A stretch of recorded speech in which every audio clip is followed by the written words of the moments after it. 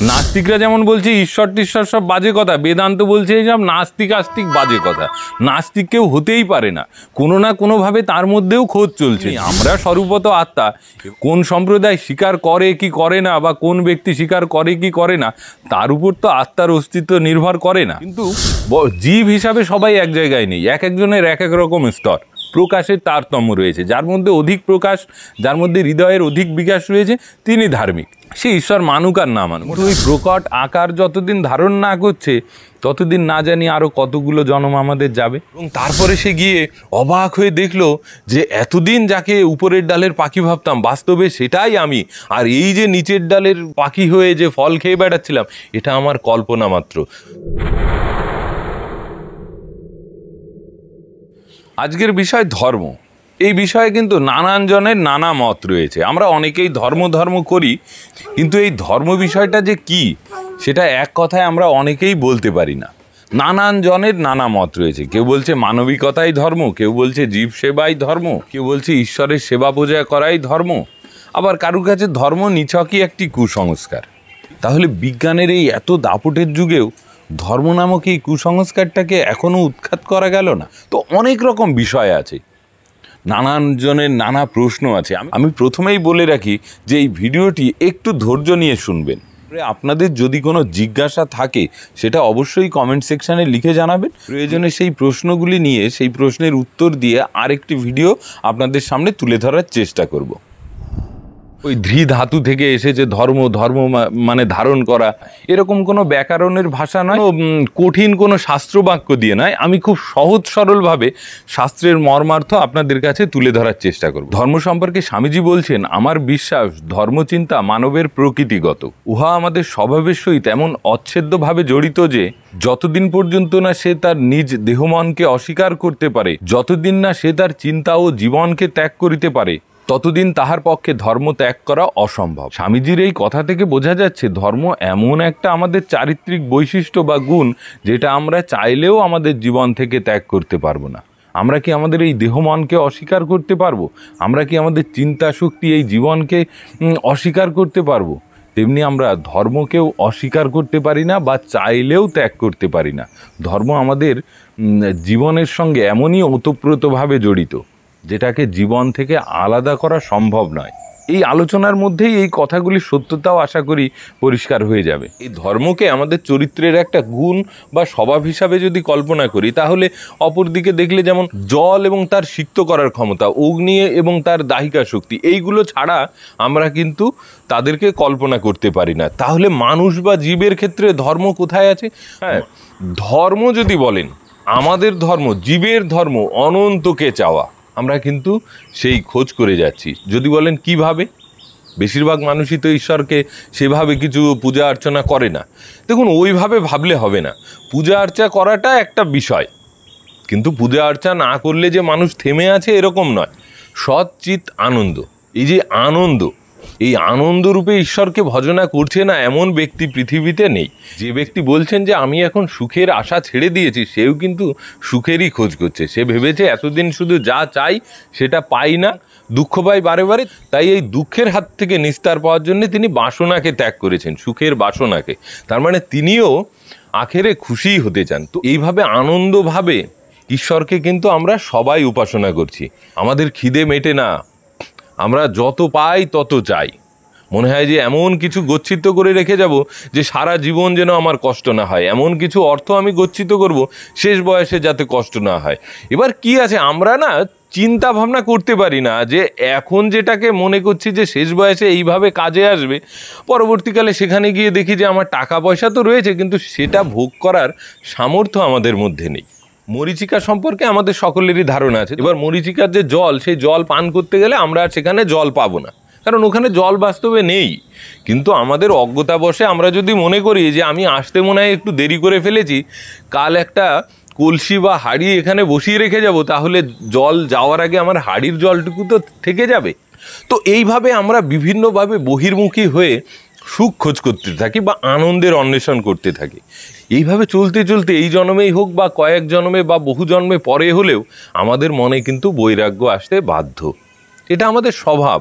আমরা তখন বুঝে যাব যে আমরা যা খুঁজছি সেটা আমরা বাইরে থেকে পাবো না। আর এই বৈরাগ্য যখন মানুষের মধ্যে ঠিক ঠিক আসে তখন সেই মানুষ অন্তর্মুখী হয়। এই মরীচিকার জল ধরার মতো আমরাও সংসারে সুখের অন্বেষণ করি। আমরা কত রকম ইন্স্যুরেন্স করছি, কত রকম অর্থ সঞ্চয় করছি, ভাবছি আমাদের পরবর্তী জীবন খুব সুখী হবে। এই যে সুখকে ধরে রাখার ইচ্ছা, যে আমার যেন যেটা পেয়েছি সেটা হারিয়ে না যায় এবং যেটা পাইনি সেটা যেন আমি প্রাপ্ত করতে পারি, এই যে ইচ্ছা, এই বাসনাটা কিন্তু আমরা ত্যাগ করতে পারি না। গোস্বামী তুলসীদাস যেমন লিখছেন, চাহাতু চামারিন চোহারিন নিচনকে নিচ, আরে মেয়ে তো ব্রহ্ম হু জব তু নেহিতে বীচ। গোস্বামী তুলসীদাস এই চাহা, এই ডিজায়ারকে, আমাদের এই বাসনাকে গালি দিচ্ছেন, বলছে আরে তুই তো চামার, চোর, নিচ থেকেও নিচ, আরে আমি তো ব্রহ্ম ছিলাম যখন তুই আমার মধ্যে ছিলি না। তো এই যে ডিজায়ার, এই যে বাসনা, এই বাসনাটাই আমাদের যেমন আমাদের স্বরূপ ভুলিয়ে রেখেছে, আমাদেরকে মোহগ্রস্ত করে রেখেছে, জগতের বিভিন্ন বিষয়ের দিকে আমাদেরকে লালায়িত করে ছুটিয়ে নিয়ে বেড়াচ্ছে। বাসনা কিন্তু কোথাও থামে না, এ বাড়তেই থাকে। বলছে অগ্নিতে ঘি দিলে যেমন আগুন বাড়তে থাকে, তেমনি এই বাসনাও বাড়তে থাকে। ভোগের মাধ্যমে এই বাসনা যায় না। তবে কি একদিন এইভাবে চলতে চলতে আমরা যখন বুঝবো যে এই মরীচিকার জল ধরতে যাওয়ার মতো এই সংসারেও সুখ নেই, তখন আমরা অন্তর্মুখী হব। তখন আমাদের এই সংসারের বিভিন্ন বিষয় আশায় বৈরাগ্য আসবে। তখনই প্রকৃত ধর্মজীবনের শুরু হবে, যে কি পেলে, কোন বস্তুকে পেলে এই সমস্ত কিছুকে পাওয়া হয়। আর সেখান থেকেই প্রকৃত ধর্মজীবনের শুরু। ধর্ম তো আমাদের জীবনের অবিচ্ছেদ্য অংশ, তাই কোনো কালেই আমরা ধর্ম ছাড়া নই, কিন্তু এর আগে পর্যন্ত থাকে প্রচ্ছন্ন আকারে এই যে বৈরাগ্য এবং অন্তর্মুখী ভাব। এই অবস্থায় হলো ধর্মের যে ভাবটা সেটা প্রকট রূপ ধারণ করে। এবং এই রকম ভাব যাদের মধ্যে আসে এবং সেই হিসাবে যারা জীবনযাপন করতে থাকে বা সাধনা করতে থাকে, আমরা তাদেরকেই এই জগতে ধার্মিক বলি। তাছাড়া যতদিন প্রচ্ছন্ন আকারে থাকে সেটাকে আমরা ধর্মও বলি না, বা সেই ব্যক্তিকে আমরা ধার্মিক বলি না। সেরকম হলে তো আমরা সবাই ধার্মিক। হ্যাঁ, সেটাও ঠিক, কিন্তু ওই প্রকট আকার যতদিন ধারণ না করছে ততদিন না জানি আরও কতগুলো জন্ম আমাদের যাবে। এখন একটি গল্পের মাধ্যম দিয়ে খুব সহজ সরলভাবে এই বিষয়টি আপনাদের সামনে তুলে ধরতে চাই। এই বিষয়টির উল্লেখ রয়েছে মুন্ডক উপনিষদে। সেখানে ঋষি লিখছেন যে একই বৃক্ষে দুটি পাখি, তো উপরের পাখিটা ফল কিছু খায় না, নিচের পাখিটা ও ফল খায়। যেরকম আমরা সংসারী, সে বিভিন্ন মিষ্টি ফল খেয়ে বেড়াচ্ছে, এবার মিষ্টি ফল খেতে খেতেই তার মুখে এমন কিছু ফল পড়ে যাচ্ছে যেগুলো অত্যন্ত তেতো। যেরকম সংসারে আমরা ভালোর মধ্যে খুব খারাপের অনুভূতি বা সুখের মধ্যে দুঃখের অনুভূতি পাই, তো সেরকম ও ওই মিষ্টি খেতে খেতে তেতো ফল খেয়ে ফেলে, যেটাকে কিনা সে চাইলেও বাদ দিতে পারছে না। সংসারে যেরকম আমাদের সুখ চাইতে চাইতেই আমরা কিন্তু আখেরে দুঃখটাই যেন বেশি পাই, ঠিক সেই রকমেরই তার সঙ্গে হচ্ছে। এইভাবে চলতে চলতে কোনো এক সময় তার মনে হয় যে এর মধ্যে থেকে কি বাঁচার কোনো পথ নেই। তখন সে একটু এদিক ওদিক তাকিয়ে দেখে এবং তার নজর তখন উপর দিকে যায়। এবার উপর দিকে যখন যায়, দেখে বৃক্ষের একদম উপরে একটা পাখি বসে আছে, যে পাখিটা কোনোই ফল খাচ্ছে না, অথচ সে শান্ত, যেন আনন্দ সাগরে ডুবে আছে। এবার সে কি করে, মনে করে বাহ, ওর ওই দিকে গেলে তো ভালো হতো। যেরকম আমরা সাধু মহাত্মাদের দেখে মনে করি বাহ, স্বামীজি এইভাবে জীবন কাটিয়ে গেছেন, চৈতন্য মহাপ্রভু এইভাবে জীবন কাটিয়ে গেছেন, ভগবান বুদ্ধ, তাহলে আমরাও একটু ওদিকে যাওয়ার চেষ্টা করি। এই চেষ্টা করার ইচ্ছাটা মনে তো আসে, কিন্তু পরক্ষণেই আবার আমরা সংসারে মেতে পড়ি, যে কারণে আমাদের এই বৈরাগ্যকে বলে শ্মশান বৈরাগ্য। তো এই শ্মশান বৈরাগ্য বেশিক্ষণ স্থায়ী হয় না। ওই শ্মশানে গেলাম, মরা ফেলতে গেলাম, আরে দেখো কাল ছিল, ছেলেটা আজ নেই, মানুষের জীবনের কোনো গ্যারান্টি নেই। তো এইভাবে বলে তখন আমাদের খুব বৈরাগ্য আসে শ্মশানে। তারপর আবার যখন বাড়ি আসি, সেই টাকা পয়সা, অর্থ, ভোগ বিলাস, ওতেই আবার মগ্ন হয়ে যাচ্ছি। তো ওই পাখিটার অবস্থাও সেরকম হয়। পাখিটা উপর দিকে তাকালো, যাওয়ার ইচ্ছাও একটু হলো, কিন্তু ও গেল না, ও আবার ফল খেতে থাকলো। তো এইভাবেই ও ফল খেতে খেতে যখনই তেতো ফল আবারও খায়, তখনই আবার একটু উপরের দিকে তাকায় আর ভাবে, যদি আমিও ওর ওখানে গিয়ে ওর ওই অবস্থা আমার প্রাপ্ত হতো, তাহলে আমিও এই আনন্দে ডুবে থাকতে পারতাম, এই সুখ দুঃখের এই ঘেরাটোপের মধ্যে তো আর পড়ে থাকতাম না। তো একটু এগিয়েই আবার ভুলে যায়, সেই শ্মশান বৈরাগ্য বা মর্কট বৈরাগ্য যাই বলুন। ভেতরে কিন্তু ওর অভিজ্ঞতা হচ্ছে, সেটা আমরা জানি বা না জানি, আমরা কিন্তু অনেক জন্মের অভিজ্ঞতা নিয়ে এই জন্মে মানুষ হিসাবে জন্মেছি।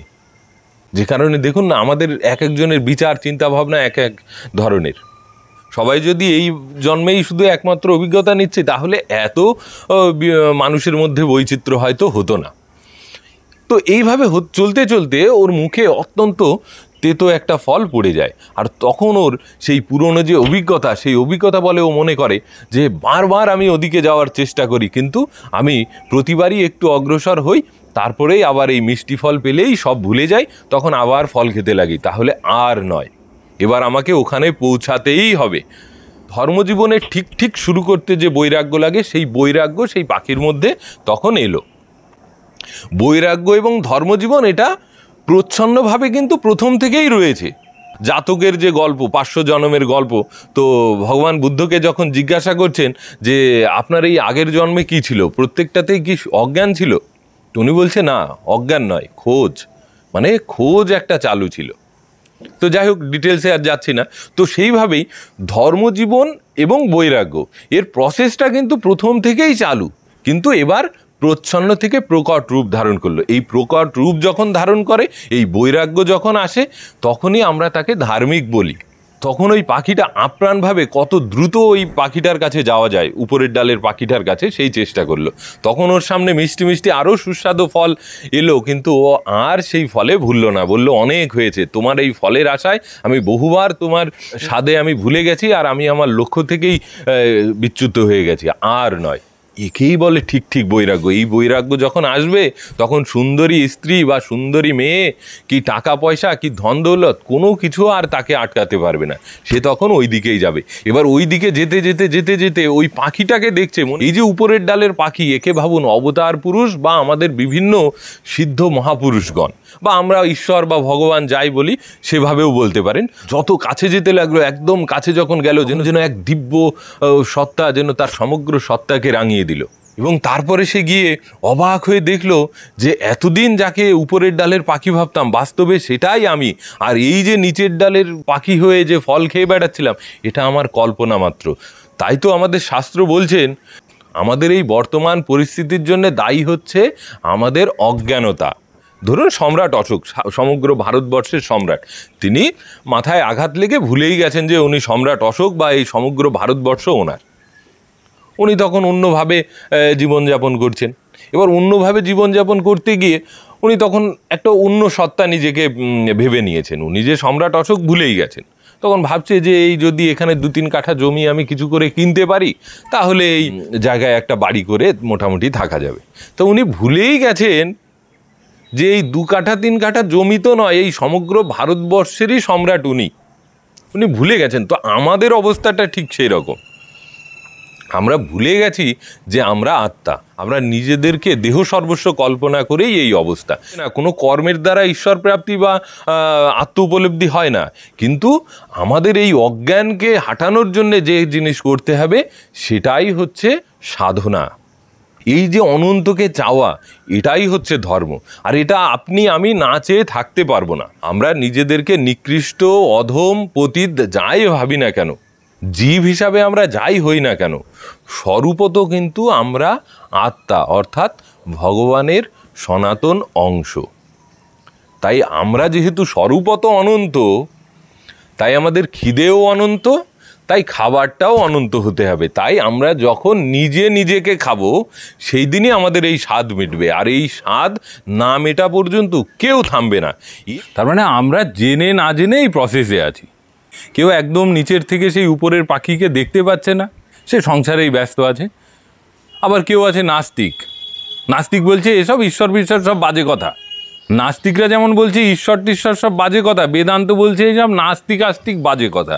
নাস্তিক কেউ হতেই পারে না, কোনো না কোনোভাবে তার মধ্যেও খোঁজ চলছে, জেনে বা জেনে। আজকে সাপকে দড়ি বলে দেওয়া বা দড়িকে সাপ বলে দেওয়ায় তো আর তার অবস্থা বা মূল বস্তুর পরিবর্তন হবে না। তা ঠিক তেমনি আমরা স্বরূপত আত্মা। কোন সম্প্রদায় স্বীকার করে কি করে না, বা কোন ব্যক্তি স্বীকার করে কি করে না, তার উপর তো আত্মার অস্তিত্ব নির্ভর করে না। বিস্তারিত জানতে গেলে বেদান্ত পড়তে হবে, সেখানে আপনার যুক্তিযুক্তভাবেই ব্যাখ্যা দেওয়া আছে। আপনারা যারা জানতে চান তাদের জন্য একটা বই আমি সাজেশন করব, স্বামীজির জ্ঞানযোগ বইটা পড়ুন। প্রথমেই বলে দিচ্ছি যে প্রথম 1-2 বার পড়লে কিছুই না বোঝার একটা চূড়ান্ত সম্ভাবনা আছে। স্বামীজি নিজেও ওখানে বলছেন যে কিঞ্চিত ধৈর্যের সহিত শ্রবণ করিবেন। সহসা এটা হৃদয়ঙ্গম না হওয়ার সম্ভাবনা আছে। তার জন্যে সেরকম ধৈর্য নিয়েই বইটা ধরবেন, না হলে আমরা কিন্তু কিছু বুঝতে পারবো না। তো এই হলো ব্যাপার। নাস্তিক আস্তিক সব বাজে কথা। এই যে খোঁজ, অনন্তের খোঁজ, এটাই আমাদের ধর্ম। আর এই খোঁজটা বিভিন্নভাবে আমাদের মধ্যে চলছে। এবার যদি বলেন যে তাহলে কি সবাই এক অবস্থায়? স্বরূপও তো সবাই এক আছি, কিন্তু জীব হিসাবে সবাই এক জায়গায় নেই। এক একজনের এক এক রকম স্তর, প্রকাশের তারতম্য রয়েছে। যার মধ্যে অধিক প্রকাশ, যার মধ্যে হৃদয়ের অধিক বিকাশ রয়েছে, তিনি ধার্মিক। সে ঈশ্বর মানুক আর না মানুক, ওটা আসলে কি এই আত্মার বিকাশ ঘটানোটাই তো ধর্ম। আর এই আত্মার বিকাশ ঘটা মানে সেখানে হৃদয়েরও বিকাশ হবে, আর সেখানে প্রেমেরও প্রতিফলন হবে। হৃদয়বান ব্যক্তিরাই ধার্মিক, কারণ যেখানেই হৃদয়ের বিকাশ সেখানেই মনে করুন ঈশ্বরের প্রকাশ বা আত্মার প্রকাশ। পশুর মধ্যেও দেখা যায়, যেমন বাঘ, সিংহ, কুকুর, গরু, এদের মধ্যে দেখতে গেলে আপনি দেখবেন যে বাঘ সে কিন্তু একাকিত্ব পছন্দ করে, সে সবাইকে নিয়ে থাকতে পারে না। সিংহ অপেক্ষাকৃত উন্নত জীব হয়, সে কিন্তু একটা পরিবার নিয়ে সে বসবাস করে। আবার কুকুরের দিকে যদি লক্ষ্য করেন, সে কিন্তু একটা বিরাট ঝুঁড নিয়ে, যদি বন্য কুকুরের দিকে লক্ষ্য করেন, সে কিন্তু একটা বিরাট ঝুঁড নিয়ে চলে। সিংহ পরিবারকে নিয়ে চলে, কিন্তু সিংহ প্রথমে নিজে খাবার খাবে, তারপর সিংহী এবং তার শাবকরা মিলে খাবে। কিন্তু কুকুরের দিকে যদি তাকান, দেখবেন যে প্রথমে তার বাচ্চাকে খাওয়াবে, গরুর ক্ষেত্রেও এই একই অনুরূপ, বাচ্চাকে খাওয়াবে, তারপর তারা নিজেরা খাবে। মানবের ক্ষেত্রেও সেই অনুরূপ। হৃদয়ের বিকাশ যেখানে নেই, সে মানুষ কিন্তু পশুতুল্য। ধর্মটা আসলে কি এই আত্মার বিকাশ ঘটানোটাই তো ধর্ম। আর এই আত্মার বিকাশ ঘটা মানে সেখানে হৃদয়েরও বিকাশ হবে, আর সেখানে প্রেমেরও প্রতিফলন হবে। হৃদয়ের বিকাশ নেই, আমি কবে কি প্রাপ্ত করব বলে, কবে কোন স্বর্গে যাব বলে বর্তমানে পুরো দুনিয়াটাকে নরকে পরিণত করে দেব, এগুলোকে আমরা অন্তত ধার্মিক বলতেই পারি না। এগুলো একটা মতবাদ, এবং সেই মতবাদ নিয়ে যা খুশি যে করে যাচ্ছে। তবে কি সে ওইভাবে ভাবছে যে তার পূর্ণতা আসবে, ওইভাবেই যেন সমগ্র সুখ তার কাছে আসবে। কিন্তু এই ব্যক্তিগুলো কোনো না কোনো সময় খোঁজ করে বুঝতে পারবে যে আমরা ভুল পথে যাচ্ছি। এই পথ সে পরিবর্তন করবে, পরিবর্তন হবেই। আত্মাই, তার ভেতরের যে অন্তরাত্মা, সে একদিন জেগে উঠবেই। সেভাবে দীর্ঘক্ষণ ঘুমিয়ে থাকতে পারবে না। সেই সিংহর গল্প শুনেছিলেন না? ভেড়ার পালদের সঙ্গে থাকতে থাকতে ও ভেড়ার মতো ঘাস খেতে লাগে, ভেড়ার মতো ডাকতে লাগে। তারপরে একজন গুরুরূপী একজন সিংহ এলো, তাকে বললো এই নে মাংসের টুকরো খা। এবার দেখে হ্যাঁ মাংসে তো অনেক স্বাদ। তখন বললো তুই আর আমি এক। বলে না না, তা হতে পারে না। তখন ওকে জোর করে নিয়ে চলে গেল একটা নদীর পাড়ে, বললো দেখ তোর প্রতিচ্ছবি আর আমার প্রতিচ্ছবি দেখ, দুজনের মধ্যে কি কোনো পার্থক্য আছে? তখন সে বুঝতে পারলো হ্যাঁ, ওকে দেখে আমি ভয় পাই, ও তো মনে করি যে ও সিংহ আর আমি ভেড়া, কিন্তু আমি নিজেও তো সিংহ, আমি তো কোনো কালেই ভেড়া নয়। ওরও ঘুম ভেঙে গেল, ওই পাখিটার যেরকম উপরে গিয়ে ঘুম ভেঙে গেল, আরে আমি তো চিরকালই এই উঁচু ডালের পাখি, আমি তো কোনো কালেই এই ফল খাওয়া খেয়ে করি না, কারণ আত্মা তো পূর্ণ, আত্মা কি খাওয়া খেয়ে করবে। গীতা পড়লে এই বিষয়গুলো আপনাদের আরও পরিষ্কার হবে। ধর্ম বিষয়টা হচ্ছে এই যে ধর্ম বিষয়টা, এটা জীব বলুন বা মানুষ বলুন, তাদের একদম সেই এমন একটা প্রপার্টি যেটাকে সে চাইলেও আলাদা করতে পারে না। নাস্তিক ফাস্তিক এসব বাজে কথা, বেদান্ত এসব নাস্তিক ফাস্তিক মানে না, জানে বিভিন্নভাবে খোঁজ চলছে, বিভিন্ন অবস্থায় রয়েছে।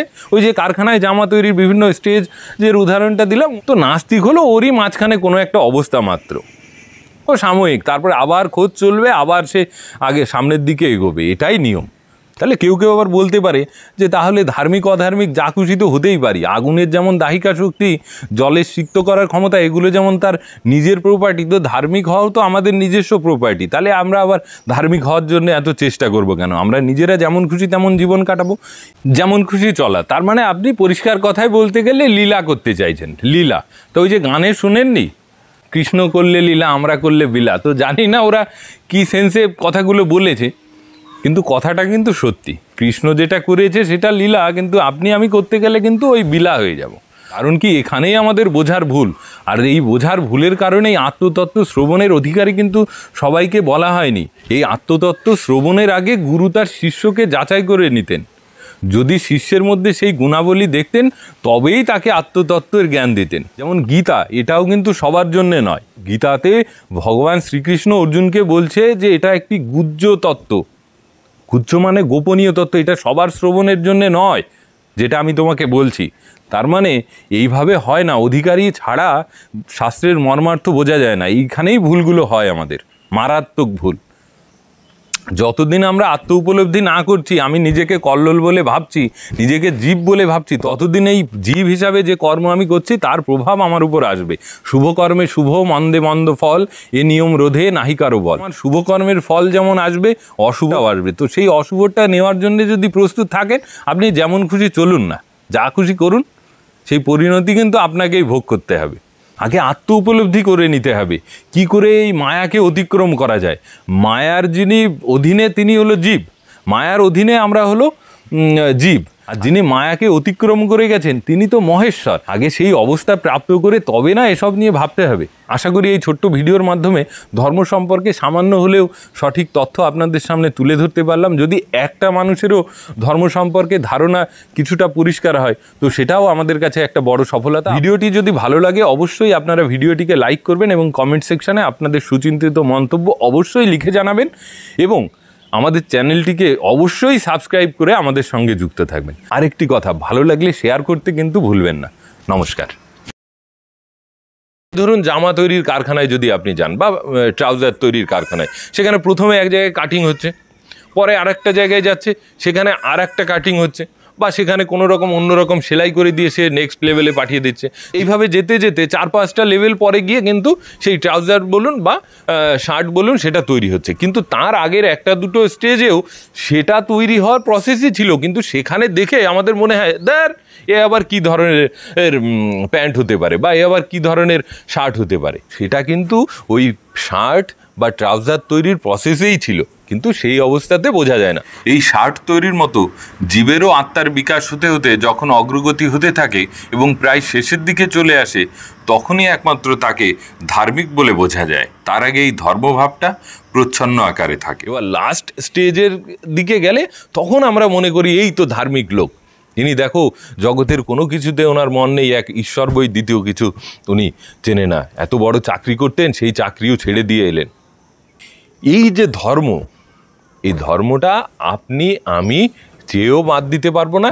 এবার যথাসম্ভব আগে সেই দিকে যদি অগ্রসর হওয়া যায়, সেটাই আমাদের পক্ষে মঙ্গল। এবার ধর্মগ্রন্থ কি? ধর্মগ্রন্থ বলতে আমাদেরকে অনন্তর পথে নিয়ে যেতে যে গ্রন্থ বা যে শাস্ত্র আমাদেরকে সহায়তা করে, সেটাই ধর্মগ্রন্থ মনে করুন। সেই আত্মতত্ত্বের আলোচনা তাকে থাকতে হবে। বা আরেকভাবে বলতে গেলে প্রকৃত ধর্মগ্রন্থ তাকেই বলে যেখানে জীব, ঈশ্বর এবং জগৎ এবং তাদের পরস্পরের সম্পর্কের বিস্তারিত আলোচনা থাকবে। যেমন ভগবদ গীতা, কঠোর উপনিষদ, বিবেক চূড়ামণি, এরকম অনেক শাস্ত্র আছে।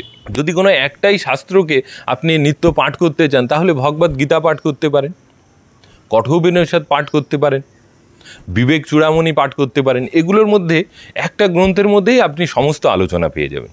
তো এই হলো ধর্ম, এই হলো ধর্মগ্রন্থ।